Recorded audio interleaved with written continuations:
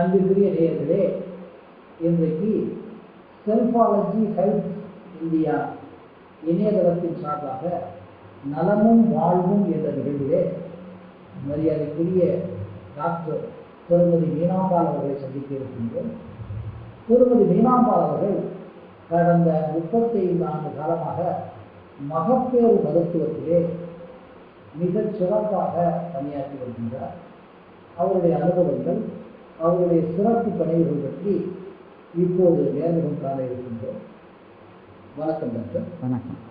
மகப்பேறு மருத்துவத்திலே மிக முக்கியமாக சொல்லுகிறது, இப்போ பெண்களுக்கான இந்த மெனோபாஸ் பற்றி தான் நிறைய பேசுறாங்க. அப்போ இந்த மெனோபாஸ்னா என்ன, அது பெண்களுக்கு இந்த அளவுக்கெல்லாம் அது ஊடாடி இருக்கிறது, அதை பற்றி கொஞ்சம் நல்ல விளக்கமாக சொல்லுங்கள். நம்மளுடைய வாழ்நாள் தற்சமயம் கூடியிருக்கிறது. ஒரு பொண்ணுடைய வாழ்க்கை உயிர் 70 வருஷம் வரைக்கும் இருக்கலாம்.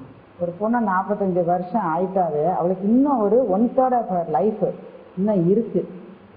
அந்த சமயத்தில் இந்த ஹார்மோன் குறைவினால அவங்களுக்கு நிறையா மாறுதல், எல்லா சிஸ்டத்துலேயும் கொஞ்சம் மாறுதல் ஏற்படும்.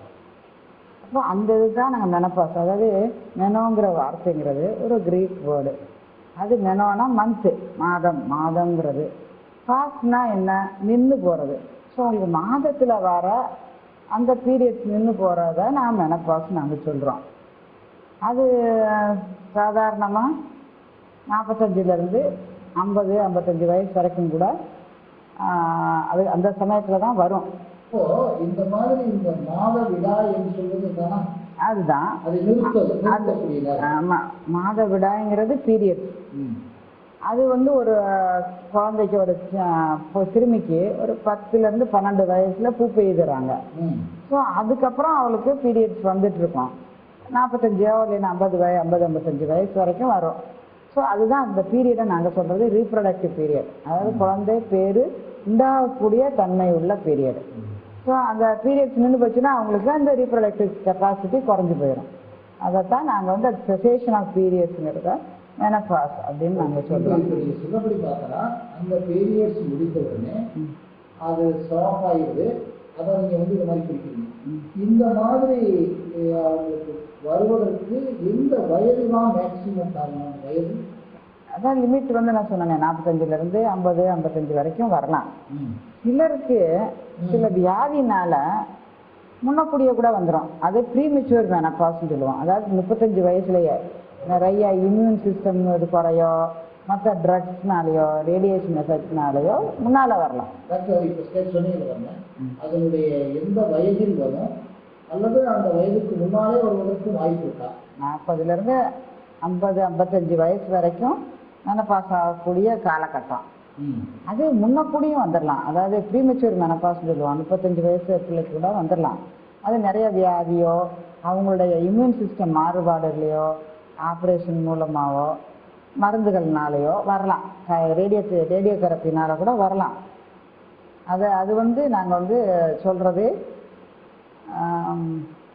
நேச்சுரல் மெனோபாஸ்ங்கிறது 45லேருந்து 55 வரைக்கும். ஆர்டிஃபிஷியல் மெனோபாஸ் சர்ஜரியில் வர்றது எய்தர் நம்ம யூட்ரஸ் எடுத்தாலோ, கர்ப்பப்பை எடுத்தாலோ, அல்லது ஓவரி அதாவது அண்டப்பையை எடுத்தாலோ மெனோபாஸ் வரலாம். இப்போ இந்த யூட்ரஸ் எடுத்தா அல்லது அண்டப்பை எடுத்தா வரும்னு சொன்னீங்கன்னா, அந்த மாதிரி எடுப்பதற்கு என்ன காரணம் அவங்களுக்கு உடம்புல? முக்கியமாக அது சொல்ல வர காரணம் யூட்ரஸில் இருக்க கட்டியோ, ரொம்ப கண்ட்ரோல் பண்ண முடியாது, மருந்துகள்னால கண்ட்ரோல் பண்ண முடியாத ப்ளீடிங் ஆனாவோ, இல்லை ஓவரியில் கட்டியோ, இல்லைன்னா அவங்களுக்கு ஒரு family history, cancer family, ovary, uterus, colonic cancer, அதாவது கேன்சர் ஃபேமிலினே சொல்லுவோம். அந்த மாதிரி இருக்கவங்களுக்கு நாங்கள் ப்ரோஃபிலாக்டிக் ஊஃப்ரெக்டமி கூட பண்ணுறோம். ஏன்னா அவங்களுக்கு இந்த ப்ரோஃபிலாக்டிக் ஊஃப்ரெக்டமின்னு சொல்லுவோம். அதாவது அந்த பேஷண்ட்டுக்கு வேற ஏதாவது காரணத்துக்கு ஆப்ரேஷன் பண்ணல, சாதாரண யூட்ரஸ் மாத்திரம் எடுக்கிறோன்னா அது போதும் அந்த வயசு 35-40 வயசில். ஆனால் அவங்களுடைய குடும்பத்தில் கேன்சர் பிரஸ்ட்டோ, கேன்சர் ஓவரியோ வந்தால் அந்த பேஷண்ட்டுக்கு நல்லபடியாக எக்ஸ்பிளைன் பண்ணி கவுன்சிலிங் பண்ணிவிட்டு அவங்களோட கன்சன்ட்டையும் பெற்றுக்கொண்டு அந்த ஓவரியை எடுத்துடலாம். ஏன்னா அவங்களுக்கு பின்னால் இந்த கேன்சர் வர வாய்ப்பை தடுக்கிறதுக்கு. ஆனால் இது வந்து ஒரு கான்ட்ரவர்சியில் இருக்கிற ஒரு டாபிக் இது. இப்போ டாக்டர், இப்போ வந்து இந்த மெனோபாஸ் வருவதற்கு என்னென்ன சாதாரணமான காரணங்கள்? ஆனால் நேச்சுரல், அவங்களுடைய வயசு கூட கூட ஓவரியுடைய ஏஜ் ஆகுது. ஏஜ் ரிலேட்டட் ஓவரியில் இருக்கிற எல்லா ஃபாலிக்கலும் போயிடும். ஃபாலிக்கலில் என்ன ஆகுது? ஹார்மோன்ஸ் சுரக்குது. Oestrogen, main hormone is oestrogen.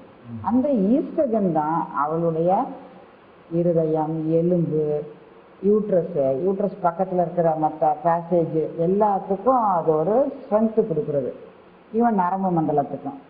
So இந்த ஹார்மோன் இழப்பு வந்து ஓவரி வந்து ஏஜ் ஆனவுடனே அது குறைவு வந்துடுது. வந்து ஈஸ்ட்ரஜன் குறைவு வந்து மெனோபாஸ் 45 வயசோ 50 வயசோன்னு சொல்கிறோம்ல, 2 வருஷத்துக்கு முந்தையே அதனுடைய குறைபாடு ஆரம்பிச்சிடும். ஸோ அந்த 2 வருஷத்துக்கு முந்தையே அந்த ஓவரியில் வர ஹார்மோனுடைய அளவு குறைஞ்ச உடனே லேசாக சிம்டம் வந்துடும். அந்த சிம்டம்ஸை நம்ம பிரச்சனை சொல்கிறோம். அப்போ இதனுடைய பாதிப்புகள்லாம் என்ன? மெயினாக அவங்களுக்கு ஹார்ட் ஃப்ளஷ், அதாவது வாசமாட்டா சிம்டம் சொல்லுவோம். அது ஹார்ட் ஃப்ளஷ்னா அதீத வியர்வை, உடம்பெல்லாம் அதீத வியர்வை, ரொம்ப உடம்பெல்லாம் சூடு பரவும். சூடு பரவும்போது கழுத்து, பின்பக்கம், தலையில், உடம்பு பூரா உடம்புலாம் ரொம்ப எரியிற மாதிரி ஒரு சூடு வரும். அப்புறம் அப்படியே வேர்த்து கொட்டிடும். அவங்க குளிச்ச மாதிரியே ஆயிடுவாங்க, அவ்வளோ வேர்வை வந்துடும். அது எல்லாருக்கும் வரப்போறதில்ல. ஒரு 60%, 50% 60% இண்டிவிஜுவல் தான் இது அவ்வளோ ஃபீல் பண்ணுறாங்க. அது வந்து சிலருக்கு 2 வருஷத்துல நின்றுடும், சிலருக்கு 5 வருஷம், ரொம்ப கொடுமை. ஏன்னா சிலருக்கு 10 வருஷம் கூட இந்த பாதிப்பு இருக்கும். அவங்களுக்கு என்ன ஆகும்? இப்போ டயர்ட் ஆயிடுவாங்க, மனச்சோர்வு வந்துடும், தூக்கமும் கெட்டு போயிடும். ஸோ அவங்களுக்கு அந்த வேசமாட்ற சிம்டமால இத்தனை வரும்போது அவங்க இரிட்டேட் ஆயிடுவாங்க. ஸோ இரிட்டேட் ஆனால் ஃபேமிலியில் எல்லாரோடையும் இரிட்டேட் ஆகிட்டா அவங்களுடைய இமேஜே பாதிப்பு வந்துடும், டென்ஷன் வந்துடும். இமேஜும் அவங்கள மற்றவங்க அணுகிறதுக்கும் கூட பயப்படக்கூட அச்சம் படக்கூடிய ஒரு சூழ்நிலை உண்டாயிரும்.